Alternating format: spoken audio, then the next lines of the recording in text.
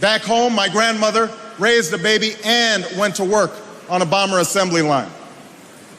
After the war, they studied on the GI Bill, bought a house through FHA, and later moved west, all the way to Hawaii in search of opportunity. And they too had big dreams for their daughter. A common dream born of two continents. My parents shared not only an improbable love, they shared an abiding faith in the possibilities of this nation.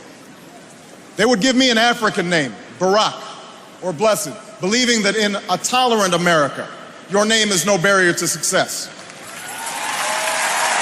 They imagined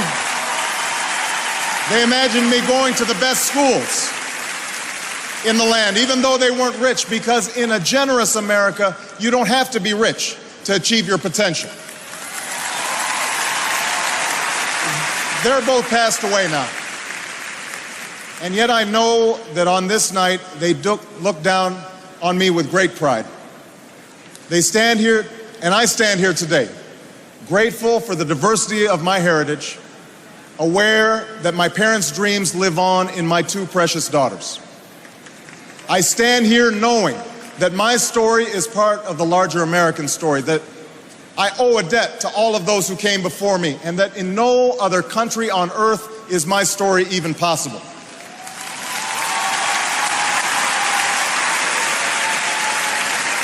Tonight, we gather to affirm the greatness of our nation. Not because of the height of our skyscrapers or the power of our military or the size of our economy. Our pride is based on a very simple premise, summed up in a declaration made over 200 years ago. We hold these truths to be self-evident, that all men are created equal, that they are endowed by their Creator with certain inalienable rights, that among these are life, liberty, and the pursuit of happiness. That is the true genius of America. A faith in simple dreams, an insistence on small miracles, that we can tuck in our children at night and know that they are fed and clothed and safe from harm. That we can say what we think, write what we think without hearing a sudden knock on the door. That we can have an idea and start our own business without paying a bribe. That we can participate in the political process without fear of retribution, and that our votes will be counted, at least most of the time.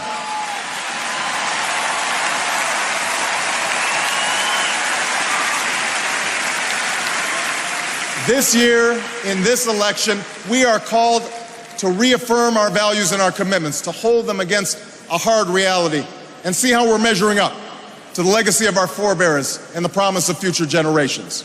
And fellow Americans, Democrats, Republicans, Independents, I say to you tonight, we have more work to do. More work to do for the workers I met in Galesburg, Illinois, who are losing their union jobs at the Maytag plant that's moving to Mexico, and now are having to compete with their own children for jobs that pay $7 an hour. More to do for the father that I met who was losing his job and choking back the tears, wondering how he would pay $4,500 a month for the drugs his son needs without the health benefits that he counted on. More to do for the young woman in East St. Louis, and thousands more like her, who has the grades, has the drive, has the will, but doesn't have the money to go to college.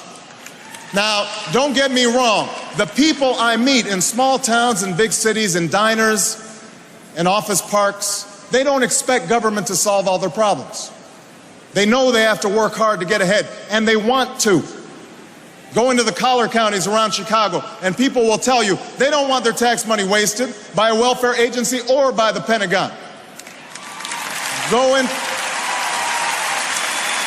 into any inner city neighborhood, and folks will tell you that government alone can't teach our kids to learn. They know that parents have to teach, that children can't achieve unless we raise their expectations and turn off the television sets and eradicate the slander that says a black youth with a book is acting white. They know those things.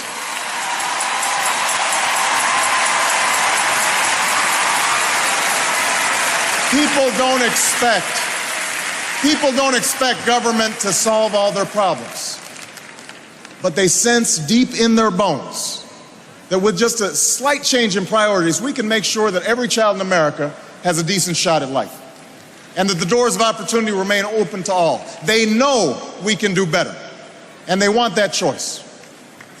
In this election, we offer that choice. Our party has chosen a man to lead us who embodies the best this country has to offer, and that man is John Kerry.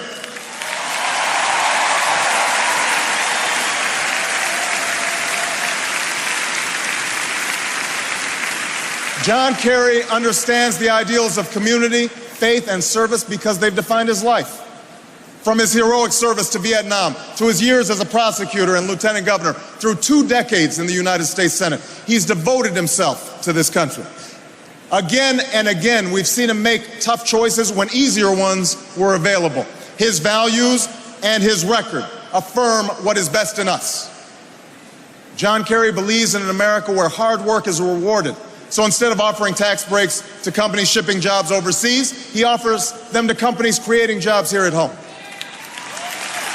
John Kerry believes in an America where all Americans can afford the same health coverage our politicians in Washington have for themselves. John Kerry believes in energy independence, so we aren't held hostage to the profits of oil companies or the sabotage of foreign oil fields. John Kerry believes in the constitutional freedoms that have made our country the envy of the world, and he will never sacrifice our basic liberties, nor use faith as a wedge to divide us.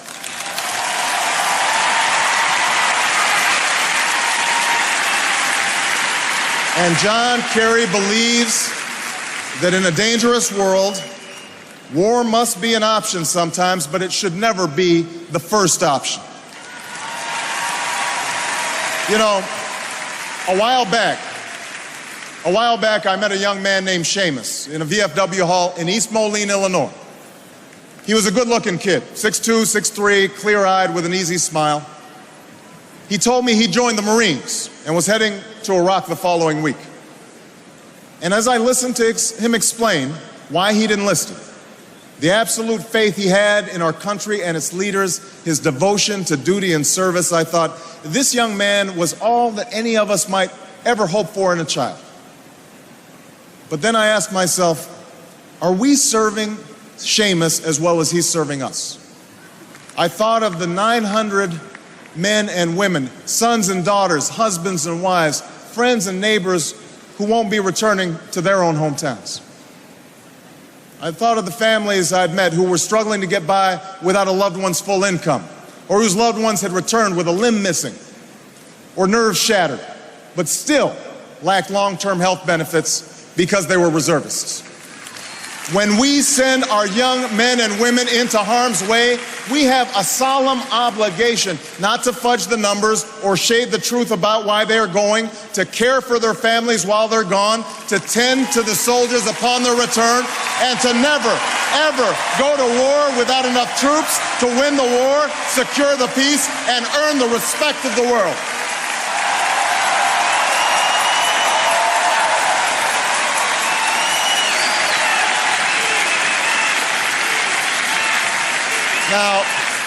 Now let me be clear. Let me be clear. We have real enemies in the world. These enemies must be found, they must be pursued, and they must be defeated. John Kerry knows this. And just as Lieutenant Kerry did not hesitate to risk his life to protect the men who served with him in Vietnam, President Kerry will not hesitate one moment to use our military might to keep America safe and secure. John Kerry believes in America, and he knows that it's not enough for just some of us to prosper. For alongside our famous individualism, there's another ingredient in the American saga, a belief that we're all connected as one people. If there is a child on the south side of Chicago who can't read, that matters to me even if it's not my child. If there's a senior citizen somewhere who can't pay for their prescription drugs and having to choose between medicine and the rent, that makes my life poor even if it's not my grandparent. If there's an Arab American family being rounded up without benefit of an attorney or due process, that threatens my civil liberties.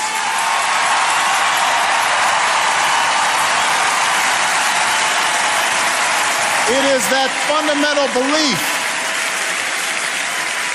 It is that fundamental belief. I am my brother's keeper. I am my sister's keeper that makes this country work. It's what allows us to pursue our individual dreams and yet still come together as one American family. E pluribus unum, out of many, one. Now, even as we speak, there are those who are preparing to divide us. The spin masters, the negative ad peddlers, who embrace the politics of anything goes. Well, I say to them tonight, there is not a liberal America and a conservative America. There is the United States of America. There is not a black America and a white America and Latino America and Asian America. There's the United States of America.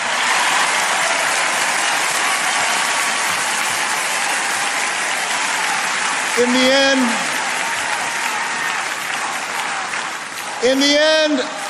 end, that's what this election is about. Do we participate in a politics of cynicism, or do we participate in a politics of hope? John Kerry calls on us to hope. John Edwards calls on us to hope. I'm not talking about blind optimism here, the almost willful ignorance that thinks unemployment will go away if we just don't think about it, or healthcare crisis will solve itself if we just ignore it. That's not what I'm talking about. I'm talking about something more substantial. It's the hope of slaves sitting around a fire singing freedom songs. The hope of immigrants setting out for distant shores.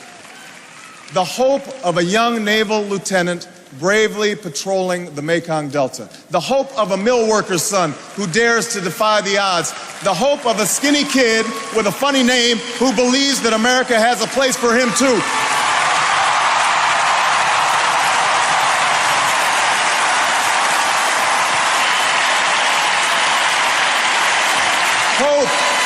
Hope in the face of difficulty.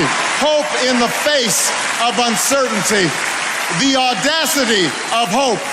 In the end, that is God's greatest gift to us, the bedrock of this nation. A belief in things not seen. A belief that there are better days ahead. I believe that we can give our middle class relief and provide working families with a road to opportunity. I believe we can provide jobs to the jobless, homes to the homeless, and reclaim young people in cities across America from violence and despair. I believe that we have a righteous wind at our backs, and that as we stand on the crossroads of history, we can make the right choices and meet the challenges that face us. America, tonight, if you feel the same energy that I do, if you feel the same urgency that I do, if you feel the same passion that I do, if you feel the same hopefulness that I do, if we do what we must do, then I have no doubt that all across the country, from Florida to Oregon, from Washington to Maine, the people will rise up in November, and John Kerry will be sworn in as president, and John Edwards will be sworn in as vice president, and this country will reclaim its promise, and out of this long political darkness, a brighter day will come. Thank you very much, everybody. God bless you.